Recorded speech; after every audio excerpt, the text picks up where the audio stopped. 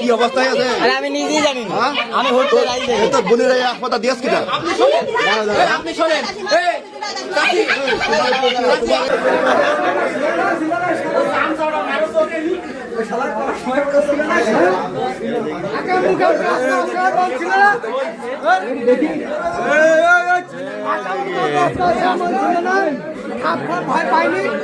দেখে দেখে দেখে দেখে আমাদের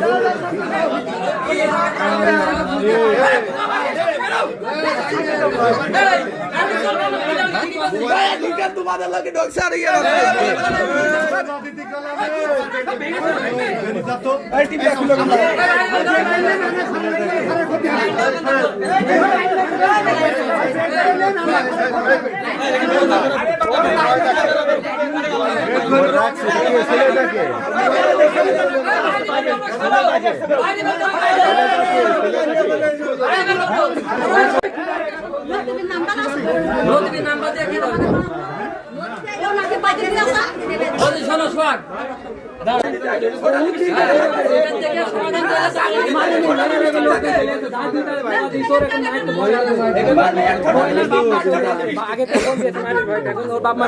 আরে ও যখনই এসে জিজ্ঞেস করেছি যে দরজা খুলছেন না কেন, আপনি পয়সা দাঁড়িয়ে দিয়েছে, ও তখনই মা বাবা একটা ফোন দিয়েছে, তখনই ফোন দিয়েছে যে বলতাম না আসবে তারপর খুলবে। আমি দেখছি যে খালি বেরিয়ে যেতে পারে।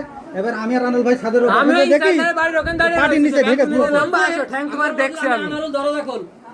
পাটির নিচে দেখে ঢেকে দিয়েছে।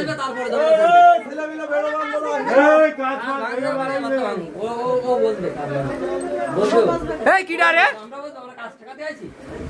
তোমার মেয়ে কট খেয়ে আছে